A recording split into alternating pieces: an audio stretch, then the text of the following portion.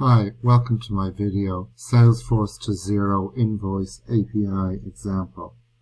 Today I'm going to be looking at how to send the information for an invoice from a CRM system to a finance system. The CRM system I've chosen is Salesforce, and the finance system I've chosen is Xero Financials. So, how does this work? The process is we have some source information in the CRM system. We need to transmit formatted data across an application link, and then the target system gets updated. So what in the heck does that mean? Well, let's have a look. So we have on the target system, because we like to start with the end in mind, we're going to look at an example of the invoice that we might want to make appear.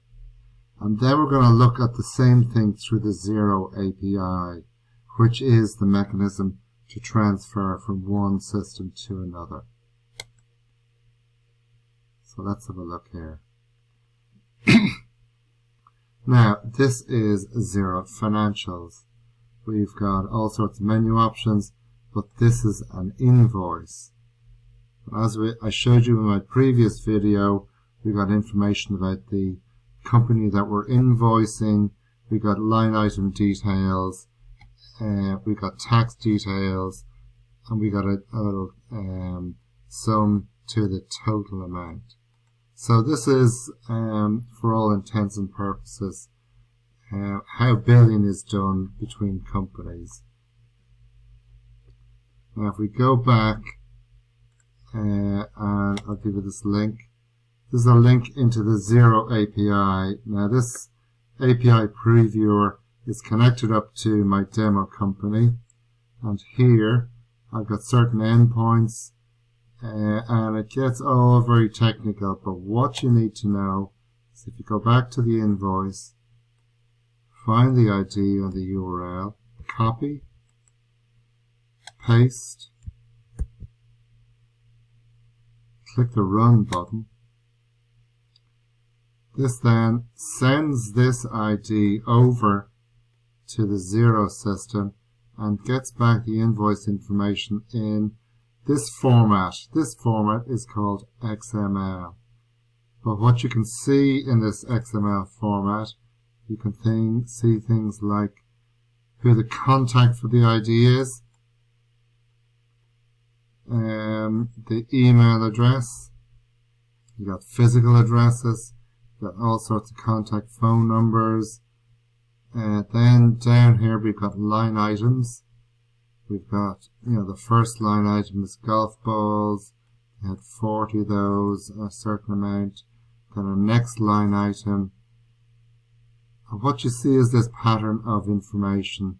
Then you got the subtotals and you got the eventual invoice total. So this XML format is what is transmitted between computers when you do data integration. So given that the Xero API uses the XML information in order to get an invoice, our job on the source side is to take the CRM information and to put it into this computer format. So if I go back over here, I go and look at my opportunity. So this is within the Salesforce system. I have an opportunity. Now it's for this company, Marine Systems. Details. So the account name is Marine Systems. Opportunity name is Marine Systems Marketing Guides. So on. It's got certain amounts. It's got a close date. This one is 1. You can see all the green bars all the way over to closed 1. The magic of this is that I have created a formula that takes my opportunity information and puts it into the Xero API information. Now, as I change it to different opportunities, because it's a formula, this will get reevaluated each time, and I will get different information.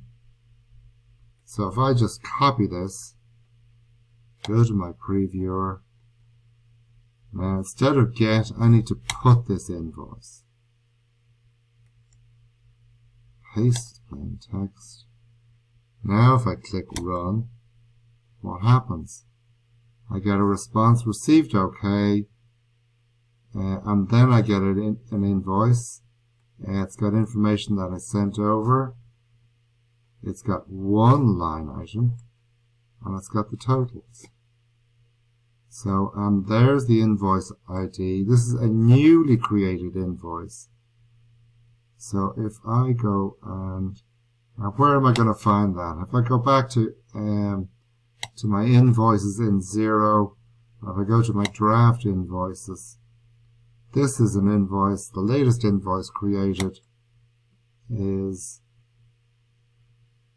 there, but there's something strange about this. It's to the Bayside Club. It's talking about golf balls. The price is wrong. So what's happened? If you look in here, what's happened is I hard coded everything for this example.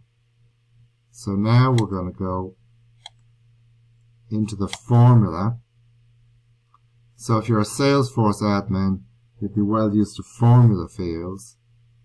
And what they do is they take information from a record, the opportunity, and they reformat it. So this formula is one big text, one big line of text. But what I want to do is to do things like put in the opportunity name rather than the account name, rather than the hard-coded name. So I'm going to do that. So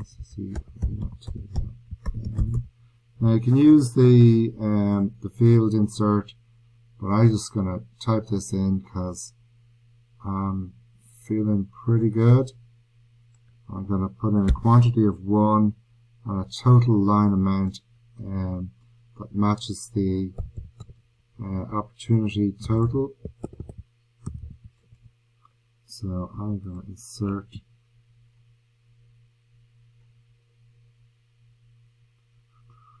I do an advanced formula, don't I? Not doing that. Let's just do an advanced formula. In here, I'm going to insert the field opportunity.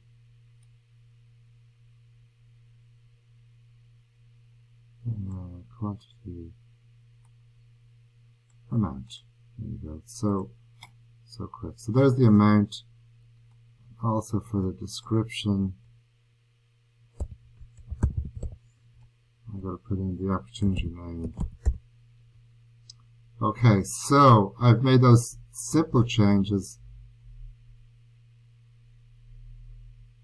and let's save.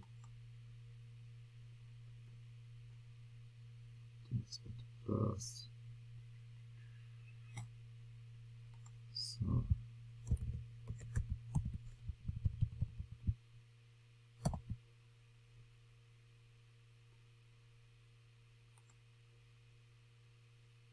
So save was successful. Go in here, I'm going to edit and save the opportunity just so it quickly updates my Xero format. So now we can see the name is Marine Systems. The line item amount is 396. So if we edited this, make that 397, we'll go mad. Save. My formula changed to 397 because that's what a formula does. So if we now copy this and I go to the API previewer, we want to clear the input, we want to paste this plain text, we want to run. Oh, we got a bad request. There you go. And this then is the process. We need to do something. 397 doesn't match the line total of 560. What? So we need to, where's my line total?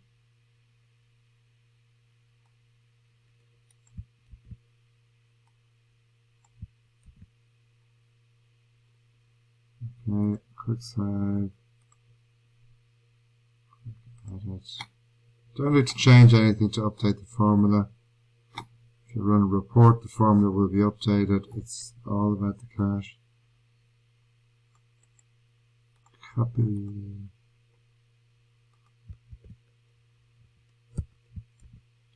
Run. And that is my new invoice for Marina Systems. So if I go back here, go back to invoices, go back to drafts, I can see I got a new invoice for Marine Systems. And as it happens, Marine Systems is new. And my description is the marketing guides, quantity of 1. I got a nice total of 397. And that is pretty much it. We have got, using a formula, we have got the information from a Salesforce opportunity formatted in a way that an external system understands. We have done the transmission manually, and we have created an invoice. So now that is where we're going to leave it today. There's the obvious question of, do you really want to do this manually? So that requires a developer level connection called a data integration. But what you have seen today is the business level integration. We've taken business information, put it into a format another system understands, and we got business information out. Thank you very much.